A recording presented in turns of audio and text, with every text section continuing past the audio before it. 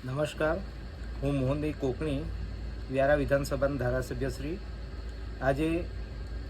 ભારત સરકાર દ્વારા જે અભિયાન ચલાવવામાં આવ્યું છે, મિશન લાઈફ અંતર્ગત રન ફોર લાઈફ મેરેથોનનું આગમન જે તાપી જિલ્લાના પ્રશાસન દ્વારા જે કરવામાં આવી રહ્યું છે,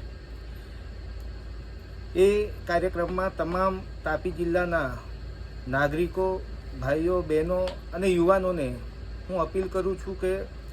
આ જે કાર્યક્રમ ભારત સરકારનો છે અને પ્રશાસન દ્વારા આ કાર્યક્રમ રાખવામાં આવ્યો છે, તારીખ 11 અને 12 તારીખે